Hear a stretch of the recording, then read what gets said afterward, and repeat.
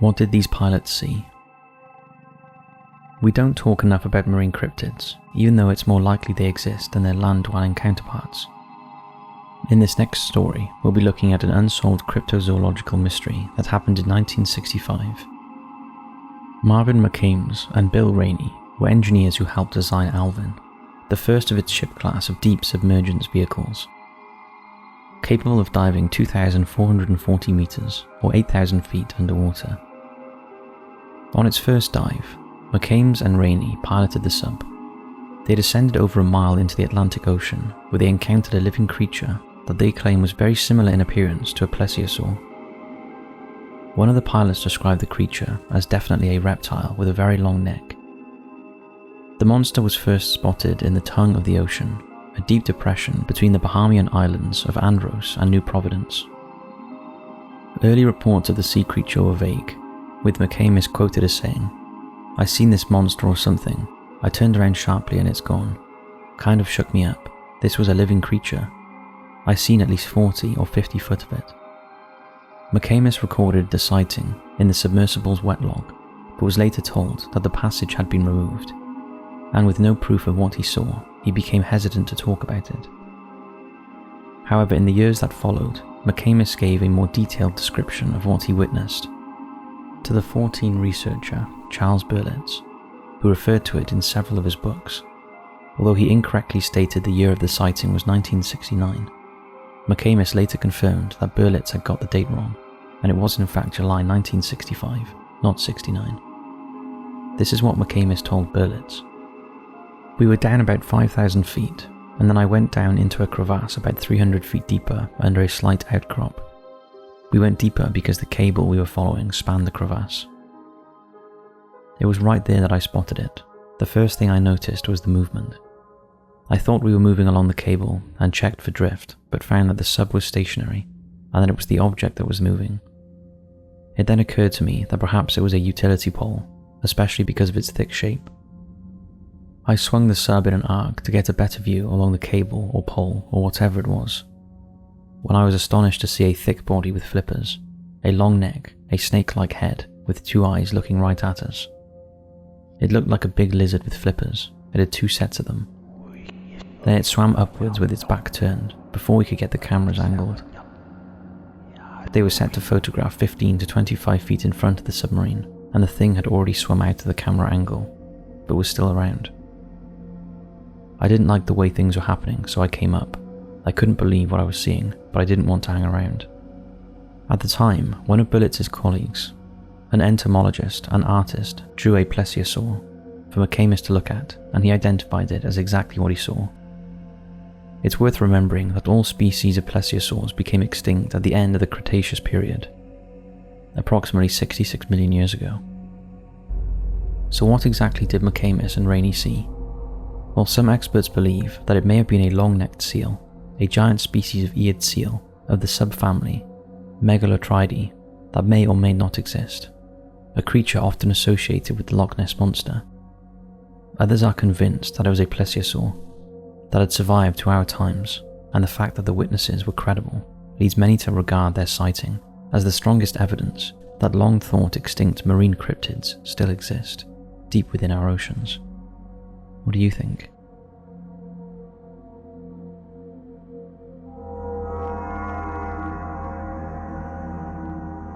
Bigfoot caught on camera.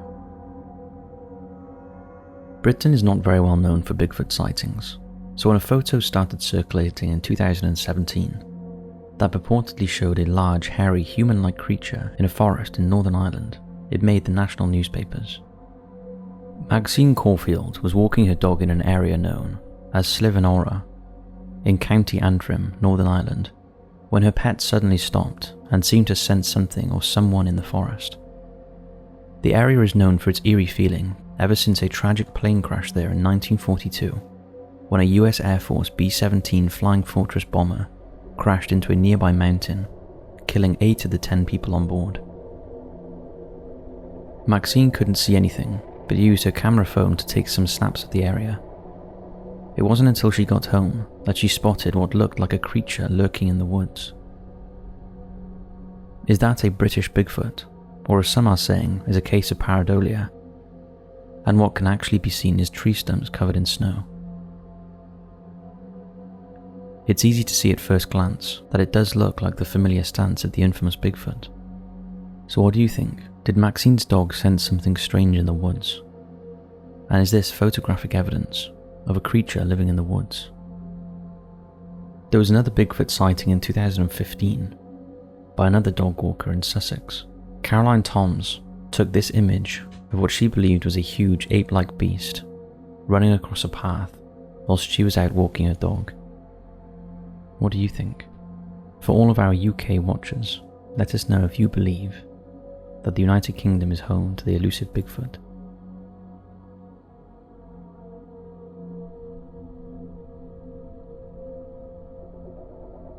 The Bandage Man of Cannon Beach. Cannon Beach is a small coastal city along the sandy shores of Oregon. To get there, you have to drive along Highway 101, a seemingly normal road by day. However, at night time, it is allegedly patrolled by a terrifying mummy-like ghost known as Bandage Man. In the wake of the Second World War, sawmills in Oregon were flat out trying to meet the demands of rebuilding damaged towns and cities. The men and women who worked in them often rushed tasks to get them finished on time, and accidents were commonplace. One poor man was logging after a rainstorm and slipped on the wet surface onto a saw blade. He was badly cut and covered in deep wounds and blood. To stem the bleeding, medics covered him head to toe in bandages. As the ambulance sped off at high speed, it slipped on a bend on Highway 101 and crashed. The medics were left laying in the road unconscious. But when help arrived, the patient was nowhere to be seen. An extensive search was mounted, but the man was never located. The only clue he was there at the time was a small piece of bloody bandage. Several years later, a courting couple parked up along Highway 101 near Cannon Beach. It was dark and they could hear rustling sounds coming from the woods. Soon they became overwhelmed with the stench of rotting flesh and their car began to shake. As they looked out of the back window, they could see a man covered in bloody bandages. Terrified for their lives, they quickly drove off at breakneck speed. When they finally felt safe, the driver got out of the car to check for damage and found a torn piece of bloody bandage. Since the incident, several other people have encountered the bandaged man along the Cannon Beach stretch of Highway 101, and it's claimed his appearance is responsible for many road traffic accidents along that stretch of road. To this day, there are still sightings of the ghoul who are said to survive by feeding on the flesh of local pets. It seems his spirit is forever linked to the place he died, and if you ever find yourself driving along Highway 101 and the stench of rotting flesh invades your car, you should probably be very afraid.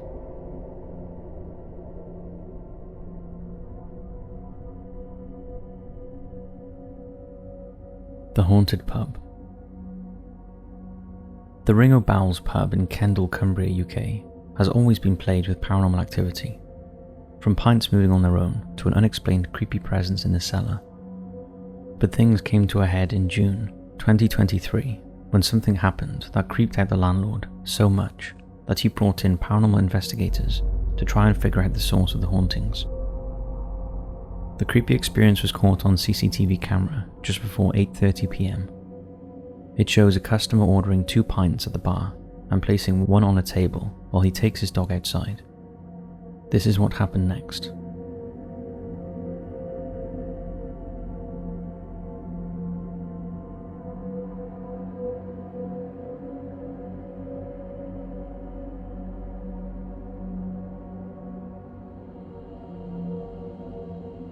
Paranormal investigators believe it is the work of a teenage ghost called Edward, who at the age of 17 drowned in a well on the property that now lies beneath the cellar.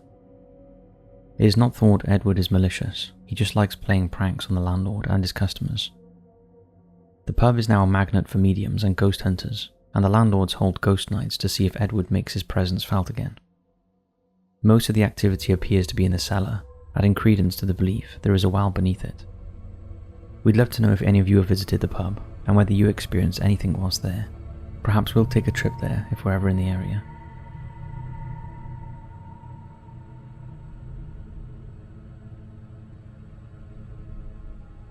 The Three-Legged Lady of Nash Road. With all ghost stories and urban legends, there is often a grain of truth in them that over the years has been exaggerated to the point that it is no longer believable. And this next story is no exception. That is until you actually encounter the protagonist, then it all becomes very real. Driving down Nash Road in Mississippi is mundane, unless you come across the phantom woman who haunts the area. For years, the creepy legend of the three-legged lady has dominated the isolated stretch of road located close to the lock and dam in Columbus. The phantom is intent on revenge for past wrongs and torments passing motorists by chasing them down the dark road, dragging her sewn-on rotting extra limb. If anyone dares to stop, the apparition will knock on the roof of the car and race ahead, beckoning you to follow. It is said the woman ended up with 3 legs after she suffered a terrible tragedy. Her young daughter was struck by a car on Nash Road that killed her instantly. The mother witnessed the accident from a distance and rushed to the scene. When she got there, the car and her daughter were gone, and all that was left was her daughter's severed bloody leg. Since that day, the mother lurks on the side of the road, searching for the motorist who killed her daughter. In life, it is said that she was so traumatized she went insane, and to keep her daughter close, she sewed her rotting leg to her own body. In death, she carried on her search for justice, and to this day continues to terrorize passing motorists.